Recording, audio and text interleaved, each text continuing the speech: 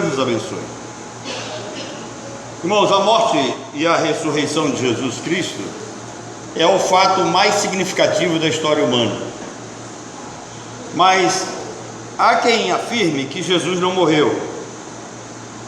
E eles dizem que a prova disso é que Jesus apareceu depois. Mas isso não é verdade. Entretanto, a favor dessa tese de que Jesus não morreu, nós temos algumas ideias. Tem um grupo que diz que Jesus apenas desmaiou. Durante a noite, o frescor da tumba onde ele estava, escavado numa pedra, né? Aquele frio da noite o animou e Jesus acordou. Quem cita essa tese esquece que havia uma pedra de 2 toneladas à porta do sepulcro. Mas quem acredita nessa tese diz que Jesus acordou, tirou a pedra de 2 toneladas e apareceu diante dos seus discípulos como um super-homem. Difícil acreditar numa história como essa.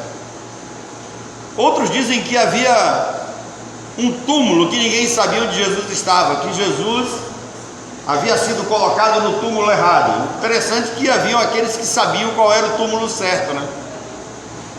Mas essas 3 ideias, essas 3 teorias, elas são colocadas para tentar tirar da mente humana esse fato histórico marcante da morte e da ressurreição de Jesus. Existem um sem número de pessoas que acreditam que a ressurreição ela é uma farsa. E também, a favor disso, nós temos o relato dos muçulmanos, né? O Corão nega a morte e a ressurreição de Jesus Cristo. Agora, com todo o respeito que eu tenho pelo Islã, o Corão foi escrito 600 anos depois de Cristo. Isso significa que as fontes históricas e as provas judiciais ou provas jurídicas que nós temos com relação à morte e à ressurreição de Jesus fazem todo o sentido para mim e nos apresentam um fato ímpar, inegável e historicamente comprovado. A teoria do desmaio ignora o fato de que Pilatos entregou Jesus para ser açoitado. O açoitamento romano era tão selvagem e cruel que uma pessoa normal não suportaria. O chicote de couro tinha em suas pontas pedaços de ossos e de metais. Jesus teve as costas retalhadas, seus músculos e tendões foram cortados a ponto de ficarem expostos. Ele perdeu muito sangue, por isso quase desmaiou quando carregava a cruz. Ajudado por Simão, Jesus em seguida foi pregado numa cruz e os seus pulmões foram comprimidos por causa do peso do seu corpo. Jesus não conseguia respirar normalmente. Para respirar, ele teve que levantar o corpo várias vezes, raspando as costas já feridas, dilaceradas no madeiro. Jesus teve uma morte lenta e quando o soldado perfurou o seu lado, entre as costelas do seu corpo saiu sangue e saiu água, resultado de um derrame pericárdio provocado por asfixia. Então a ciência diz que Jesus morreu por um derrame pericárdio provocado por asfixia. A morte de Jesus é um dos eventos mais certificados do mundo antigo, confirmado pela revista da Associação Médica Americana na edição de março de 1986.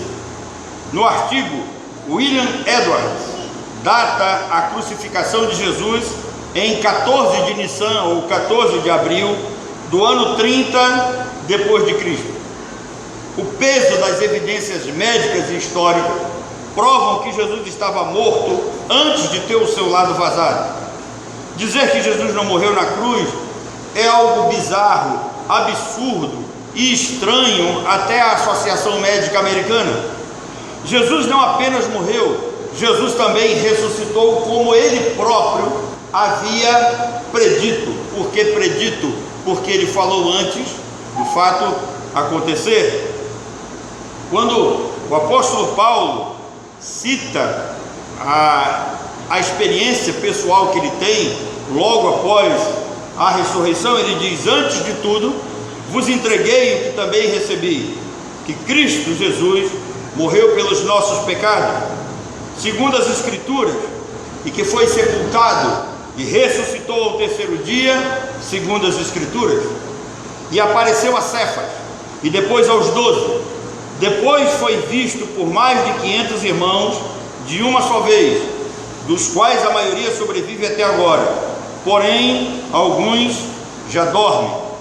Depois foi visto por Tiago, mais tarde por todos os apóstolos, e afinal, depois de todos, foi visto por mim, como por um nascido fora de tempo. Carta de Paulo aos Coríntios, do capítulo 15, dos versos de 3 a 8. Então o próprio apóstolo Paulo narra essa experiência de que Jesus Cristo predisse que morreria, que ressuscitaria, e ele foi visto, ele foi tocado, ele foi contemplado, principalmente pelos seus discípulos. A primeira experiência que os apóstolos tiveram com o Cristo ressuscitado foi inesquecível. Jesus se apresentou no meio deles e disse: Pai seja convosco. Quando nós analisamos a interpretação das letras hebraicas do alfabeto hebraico dessa frase, é como se ele tivesse dito: a paz está convosco. E por que ele disse isso? Porque ele disse: eu sou o príncipe da paz, seu nome é maravilhoso, conselheiro, Deus forte, Pai da eternidade e príncipe da paz. Então a frase se tornou popular: paz esteja convosco. Mas em outras palavras ele estava dizendo: a paz está convosco, a paz está entre vós. Tomados de espanto e temor, imaginavam ver um espírito, mas Jesus os acalmou e disse: por que estáis perturbados e por que seguem tais dúvidas em vossos corações? Vede as minhas mãos e meus pés, vede que sou eu, apalpai-me e entendei que um espírito não tem carne e também não tem ossos, como vocês estão vendo que eu tenho. Dizendo isto, mostrou-lhes as mãos e os pés. E como por causa da alegria eles não podiam acreditar e permaneciam ainda surpresos, Jesus foi mais longe e disse-lhes: tendes o que comer? Apresentaram-lhe um pedaço de pão e peixe assado. Tomou então e comeu diante deles. Lucas 24, 34 em diante vai nos dar essa narrativa. Esses textos bíblicos apresentados diante de vocês, o testemunho dos próprios apóstolos, daquelas pessoas que presenciaram a ressurreição de Jesus, são tidas como provas jurídicas e provas judiciais que comprovam a ressurreição de Jesus. Se alguém quiser ter certeza da ressurreição do Mestre, nós não vamos poder provar isso cientificamente. Por quê? Porque a prova científica ela é baseada numa prova de repetição. Se eu disser para vocês que o sabão de coco numa água com a temperatura controlada entre 30 a 50 graus, esse sabão vai flutuar, eu posso repetir isso quantas vezes for necessário, porque ela é uma prova científica, ela é uma prova de repetição. Entretanto, provas históricas, elas também são tidas como relatos jurídicos, relatos judiciais. Por exemplo, se vocês que aqui estão hoje quiserem provar que vocês estiveram aqui no culto e participaram conosco hoje, vocês podem citar detalhes do que está acontecendo aqui. Eu estive na Igreja Batista Bíblica em Cidade de Deus, no dia do culto de ceia, no qual o mundo comemora a Páscoa, e lá havia uma decoração, havia uma cruz de madeira. Eu não vou dizer para vocês que foi feito pelo pastor Ednei, mas havia uma cruz de madeira, um lenço lá, uma mesa, e vocês podem citar não só detalhes do que vocês viram aqui, mas vocês podem citar as pessoas que foram vistas aqui. Isso são tidas como provas jurídicas. Então, a ressurreição e a morte de Jesus ela pode ser provada sim, judicialmente, juridicamente, mediante ao relato e testemunho, principalmente dos seus discípulos e dos seus apóstolos, que deixaram narrados para nós, escritos e registrados, naquilo que nós conhecemos por Evangelho. Eles também registraram nas cartas, aos quais eles escreveram e deixaram as igrejas, e principalmente pelo grande apóstolo Paulo. Então, esses textos bíblicos são depoimentos tidos como provas judiciais, são argumentos suficientes para calar toda e qualquer dúvida quanto à ressurreição de Jesus Cristo.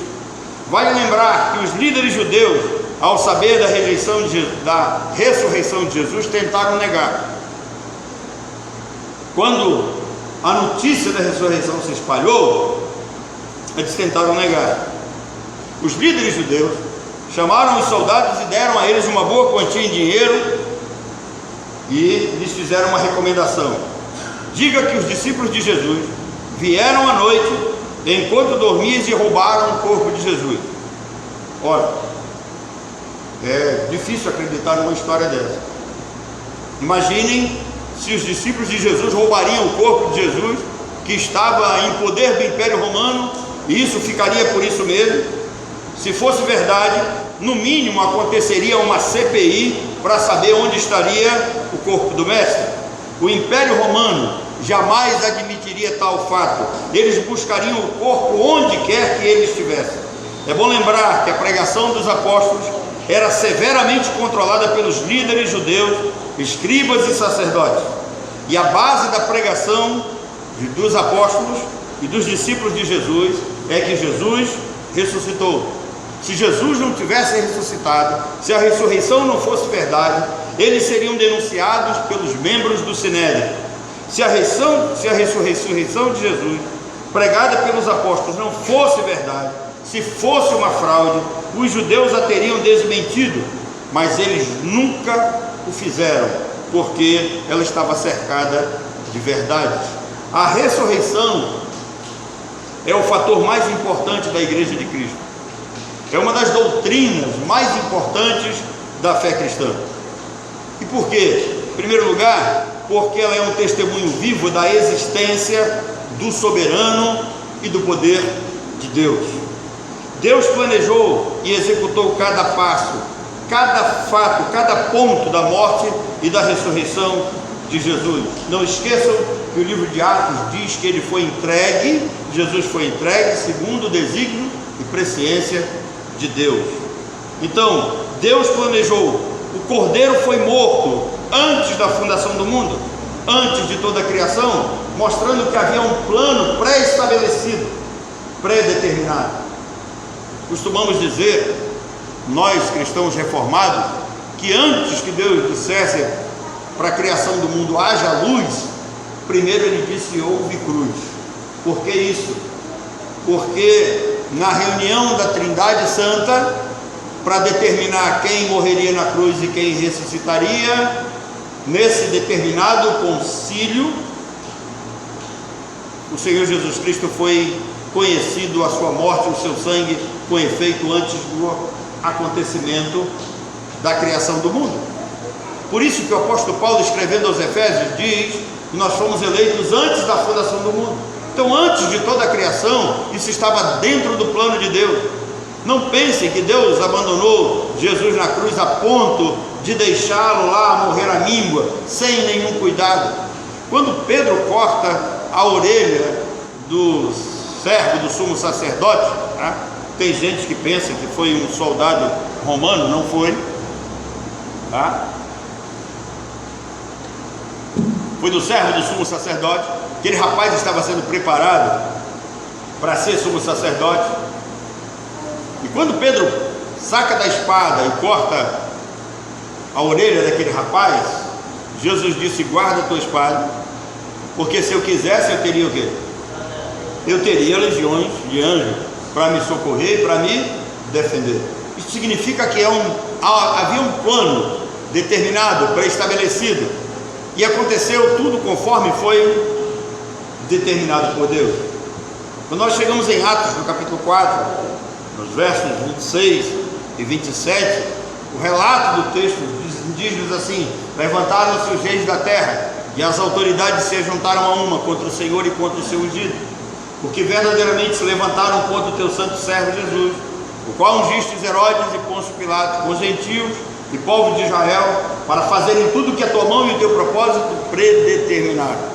Então tudo quanto aconteceu, desde o momento da entrada triunfal em Jerusalém, e aí Jesus entra triunfalmente em Jerusalém, montado no jumentinho, mostrando que ele vem em missão de paz, ele vem em busca daqueles que desejam perdão e a graça de Deus. Ele vai em direção à cruz, ele se entrega, ele morre, ele ressuscita. E ressuscita para quê? Para a nossa justificação. E uma vez ressuscitado, ele é assunto elevado aos céus, na presença de todos. Então há um determinado conselho da Santa Trindade. Então a primeira coisa que nós precisamos entender acerca da ressurreição de Jesus é para mostrar que existe um Deus soberano que determina todas as coisas. Em segundo lugar, porque a ressurreição é a base da nossa fé e da nossa esperança. Por que é a base da nossa fé? Ainda que você pense que a morte põe um ponto final em tudo, que a morte vai acabar com tudo, eu quero dizer para você que você está equivocado, completamente equivocado. Não creia nisso, porque você não é um corpo que possui uma alma que se desfaz após a morte. O sábio Salomão, ele diz para nós que após a morte o seu corpo volta ao pó e o espírito volta a Deus que o deu. Isto significa que você é um espírito eterno que possui um corpo, e quando você parte daqui e vai para Deus, você vai prestar contas com ele. E a Bíblia só tem dois caminhos que relatam para nós acerca de para onde se vai depois da morte. A Bíblia fala de uma entrada positivamente chamada de céu, e fala de uma outra entrada negativamente denominada de inferno. Não há ninguém que tenha falado mais do inferno do que o próprio Senhor Jesus Cristo. Então todos os seres humanos vão ressuscitar. E quando o apóstolo Paulo escreve aos Coríntios, no capítulo 15, a igreja de Corinto, ela tinha uma dificuldade tremenda de entender esse fator ressurreição, a doutrina da ressurreição. E quando Paulo escreve essa carta para esclarecer esses irmãos, ele diz que semeia-se esse corpo, ele vai voltar para a terra, e ele um dia vai ser ressuscitado. E aí ele mostra uma coisa muito interessante para nós. Ele diz que um grupo vai ressuscitar para a glória e louvor eterno de Deus, e um outro grupo vai ressuscitar para o desespero e para horror eterno. Como é que nós entendemos isso? Isso significa que aqueles que foram convertidos a Jesus, aqueles que tiveram os seus pecados cobertos pelo sangue da cruz do Calvário, eles estarão protegidos.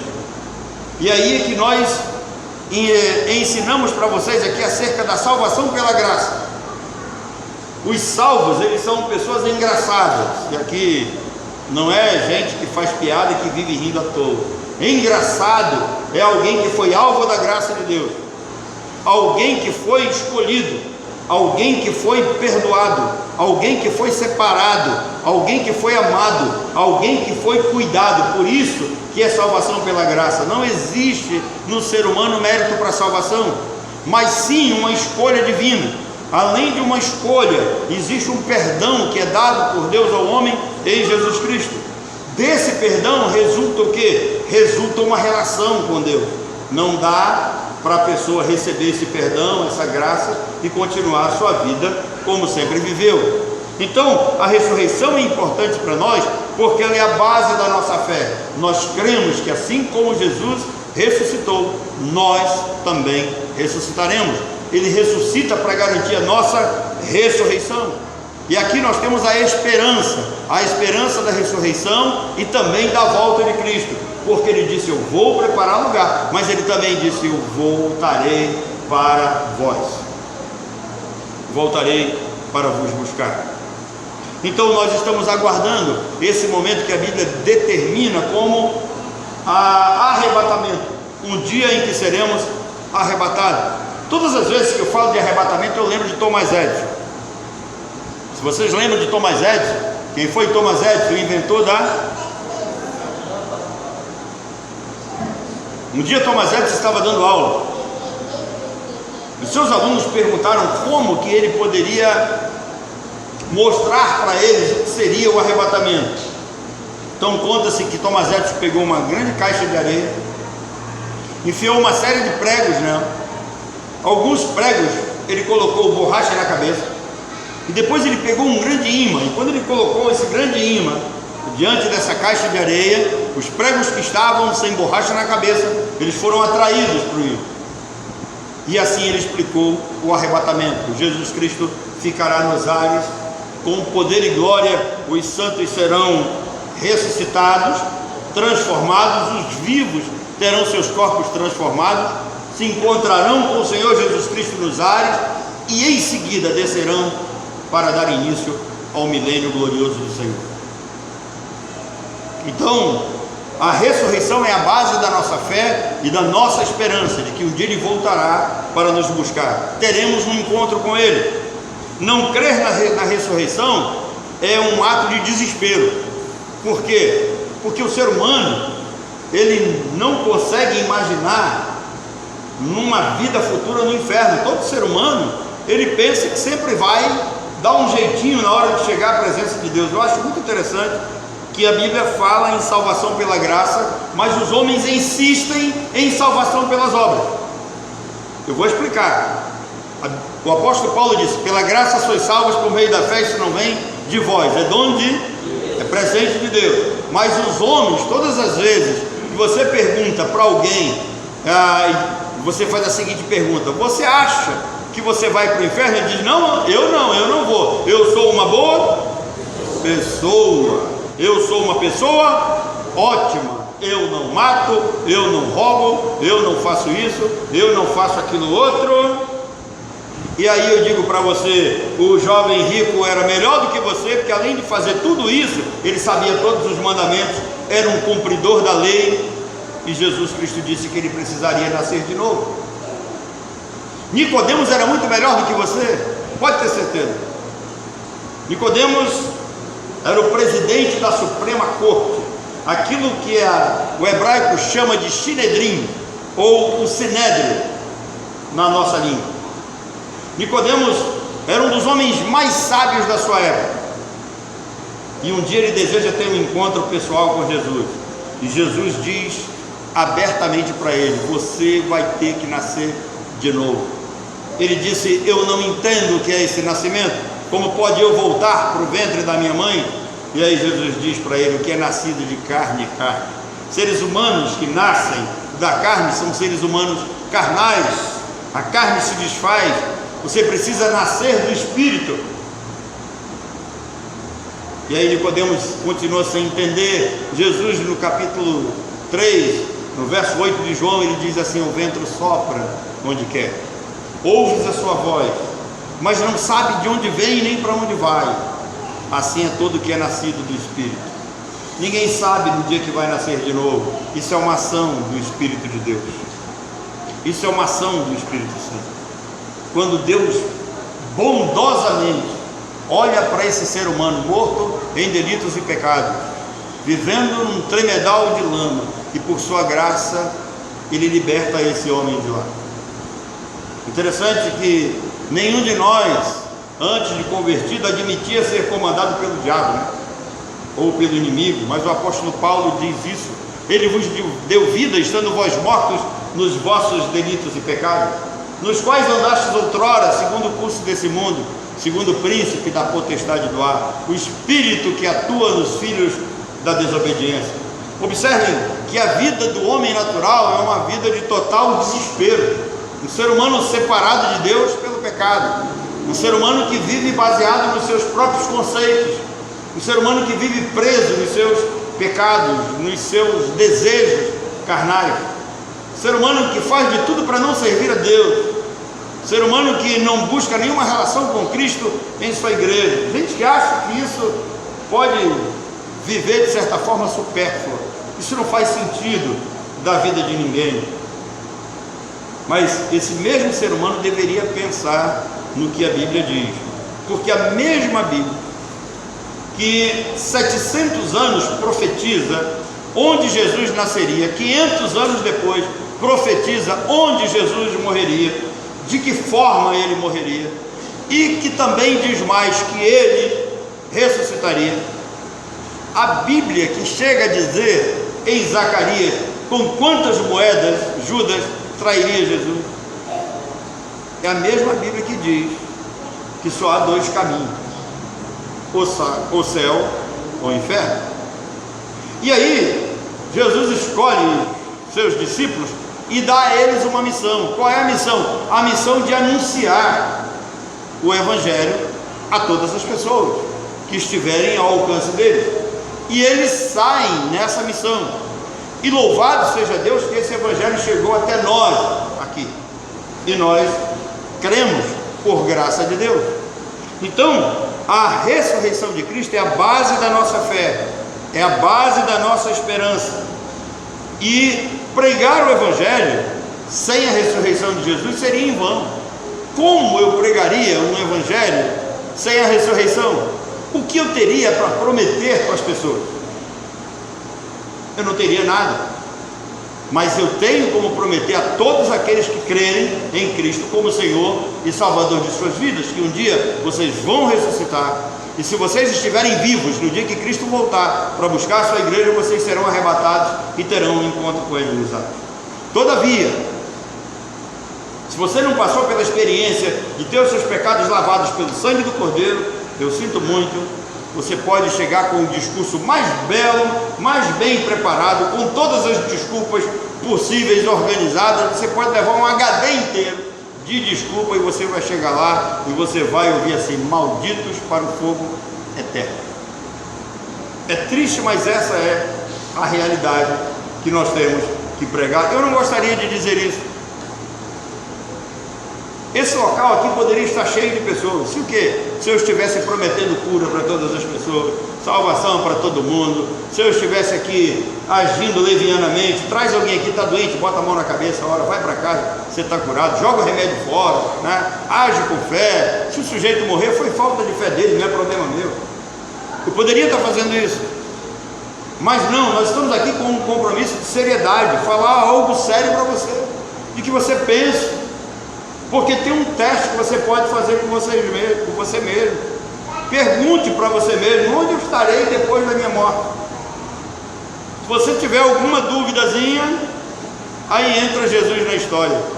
João 12:35: ainda por um pouco a luz está convosco, andai na luz enquanto tendes a luz, para que as trevas não vos apanhem, pois quem anda nas trevas não tem certeza para onde vai. É um teste. João 8:12, o teste continua. Jesus diz: eu sou a luz do mundo, quem me segue não anda em trevas. Já passou da morte para a vida, sabe de onde veio, o que veio fazer nesse mundo e para onde vai após a morte. A nossa fé em Cristo, se Ele não tivesse ressuscitado, não teria sentido. Se a morte colocasse um ponto final em tudo, a nossa fé não teria sentido. Mas existem testemunhas e pregadores da ressurreição que estão falando dela ano após ano. E aí eu quero tirar um pouco ainda, tentar tirar da cabeça de vocês essa ideia de Páscoa, né? Porque eu creio que todos nós aqui passamos por um banco de escola, né? Não tem aqui que pulava o muro do Solon de Lucena, e nem a dona Orlando, entendeu? Estudava no Solon de Lucena. Vocês não vão dizer para ela que eu disse isso. Claro que não, mas quando qualquer pessoa que entrar e pegar um dicionário, você vai ver o que é Páscoa. A Páscoa, ela é uma festa judaica. E por que hoje as pessoas dizem hoje é culto de Páscoa, né? Porque grande parte da igreja cristã, de onde vem a tradição católica, segue o calendário judaico cristão. Mas, irmãos, a igreja reformada, a igreja de Jesus Cristo, não celebra a Páscoa. A Páscoa, ela é uma festa que comemora o quê? O Pessach, a saída do povo judeu do Egito em direção à terra prometida. Isso é Páscoa. Então, por que aliaram a questão da ressurreição de Jesus? Porque a ressurreição de Jesus acontece nesse período, mas Páscoa não é ressurreição. Páscoa é uma coisa, ressurreição é outra completamente diferente, ainda que tenha acontecido na mesma data. E aí eu queria chamar a atenção de você para uma coisa muito importante. Quando Jesus entra em Jerusalém, ele entra montado num jumentinho. E aí ele vem em missão de paz. Por quê? Porque ele vem como Salvador. Mas ele vai voltar montado num cavalo branco. Apocalipse 17, 19 vai nos ensinar isso. Por quê? Porque ao voltar ele vem como um general, vem para julgar. Ele vem em missão de guerra agora, não é mais em missão de paz. Agora, o que me chama a atenção é que a tradição hebraica, quando a gente estuda ela vai nos mostrar por que Jesus é o Cordeiro de Deus que tira o pecado do mundo.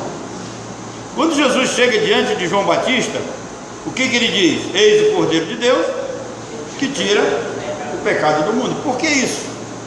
Porque quando Jesus entra em Jerusalém, ele entra também logo atrás do sacerdote que havia ido a Belém buscar os animais para o sacrifício. E quando ele entra no templo, Jesus entra logo atrás. A porta chamada Formosa foi fechada. Tem uma profecia em Ezequiel que diz que ela só seria aberta na volta de Jesus, quando ele voltasse para buscar a igreja. E aí tem um negócio interessante. Se você for a Jerusalém hoje, os muçulmanos, não querendo que isso acontecesse, construíram um cemitério na porta da entrada. Só que eles se ferraram e construíram na porta errada. Cristo vai entrar por essa porta. E aí a tradição judaica vai nos dizer muito mais coisas. Exemplo: quando o sacerdote pegava o cordeiro para o sacrifício da Páscoa, esse cordeiro ficava sendo examinado 3 dias. 3 dias ele ficava sendo examinado. Quantos dias Jesus passou em Jerusalém quando ele entra triunfalmente? 3 dias. Esse animal era examinado pelo sacerdote para ver se ele não tinha defeito. Jesus ficou sendo examinado por escribas, por fariseus e por último por Pilatos. Quando o sacerdote terminava de analisar o animal, quando ele via que o animal estava perfeito, apto para o sacrifício, ele lavava as mãos diante do animal. Isso significa, queridos, que quando Pilatos, vendo a besteira que ele havia feito, mas ele não poderia fugir dela, porque era um decreto de Deus,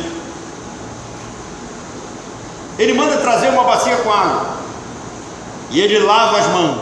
E aí tem gente que não conhece o que está acontecendo, diz que Pilatos foi covarde, que ele poderia ter soltado Jesus. Irmãos, não poderia não.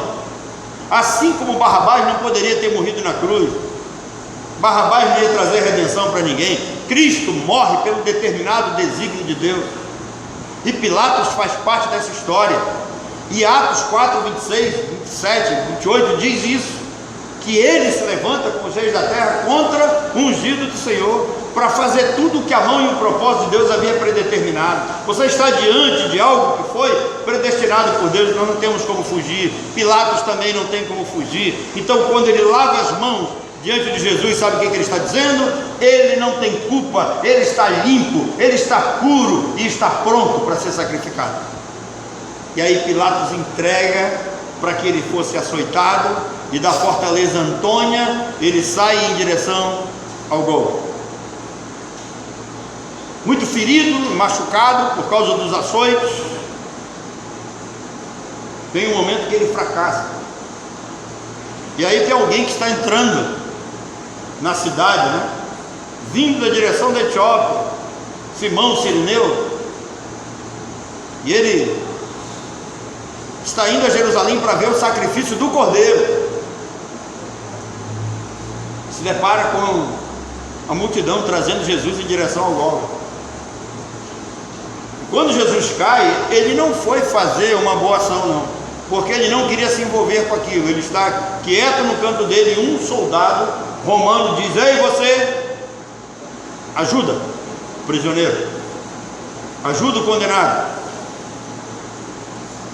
E ele vai lá, ajuda. E o que é interessante, que ele carrega a cruz por aproximadamente 50 metros. Jesus respira, pega a cruz e segue o seu caminho. Sabe por que 50 metros? A Igreja Católica detalhou isso direitinho para nós na Via Cruz. Porque depois da Páscoa, 50 dias depois, vai acontecer o quê? O Pentecostes, que era o derramamento do Espírito, a organização da igreja, da qual nós fazemos parte. Então, queridos, nós não estamos diante, sabe, de uma história fictícia. Nós estamos diante de algo que tem tudo a ver, que faz sentido, que quem sabe montar o quebra-cabeça conhece todos os detalhes, desde o decreto de Deus até a ressurreição. E quando Jesus é morto, a ira de Deus ela é calada, ela é aplacada. A ressurreição é importante por ter demonstrado que Deus aceitou o sacrifício de Cristo a nosso favor.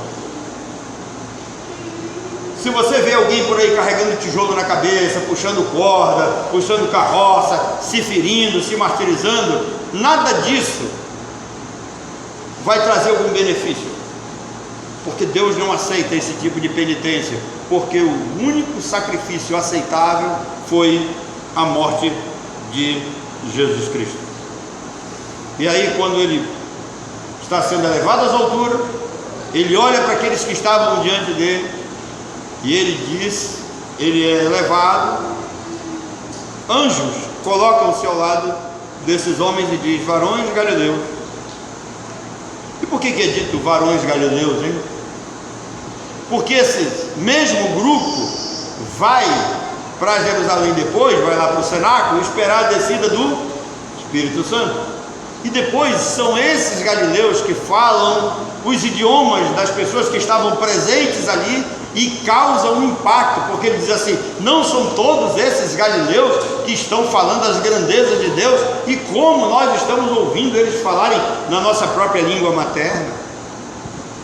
Eram galileus, eram homens iletrados, sem cultura, como poderiam falar? Então, a descida do Espírito Santo tem esse milagre, essa coisa extraordinária, essa ação de Deus.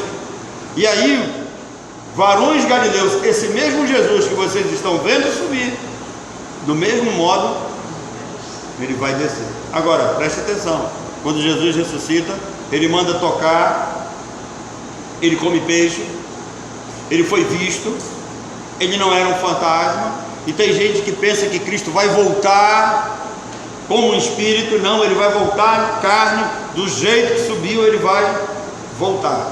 Vai ser possível vê-lo, senti-lo, tocá-lo, ouvi-lo e comer com ele no grande banquete que está prometido para a igreja do Senhor.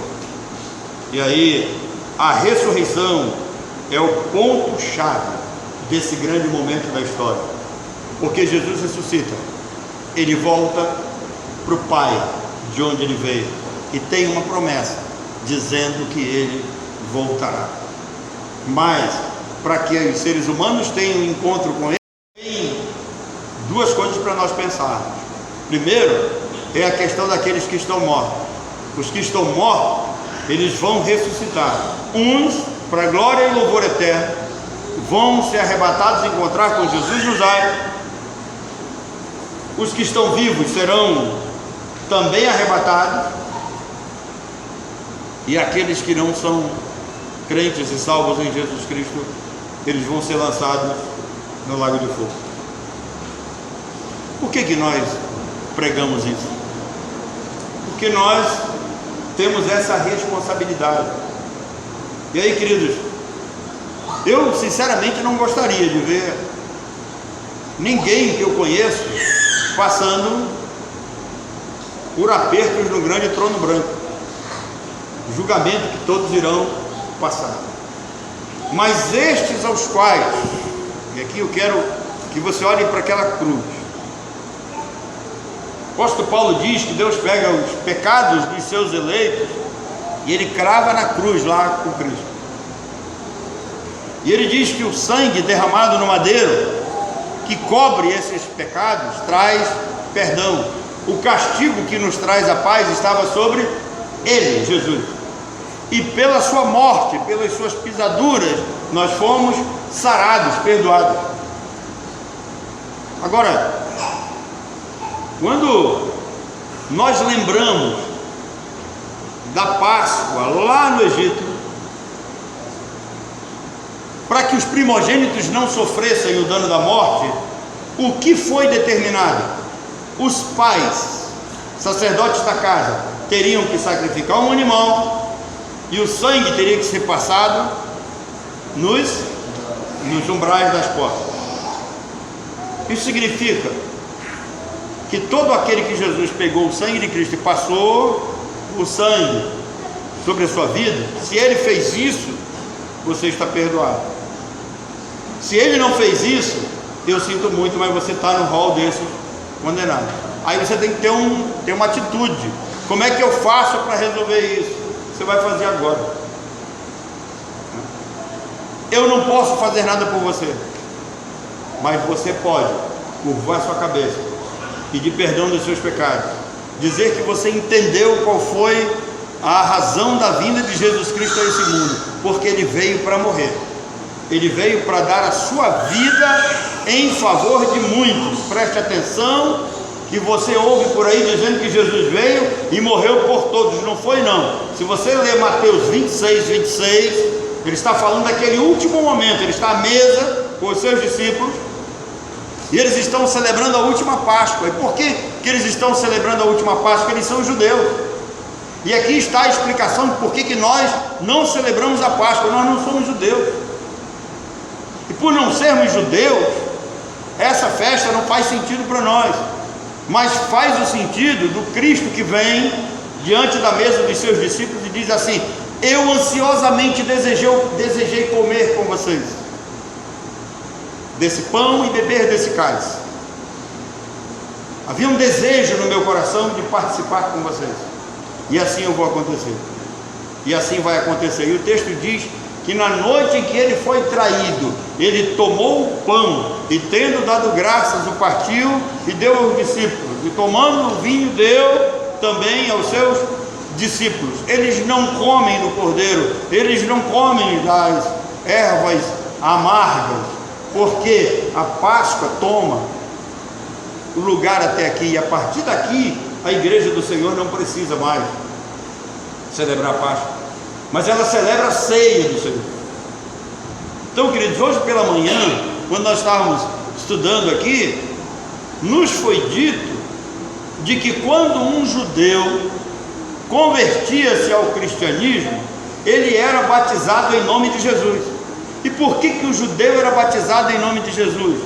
Porque quando ele assumia esse batismo em nome de Jesus, ele estava deixando para trás todo o ritualismo do judaísmo, inclusive a comemoração das festas. Não fazia mais sentido para ele. Mas nós que não somos judeus, quando convertidos e batizados, somos batizados em nome do Pai, do Filho e do Espírito Santo. Então, querido, é um problema que só você pode resolver com Deus. Eu vou orar agora, terminando essa reflexão.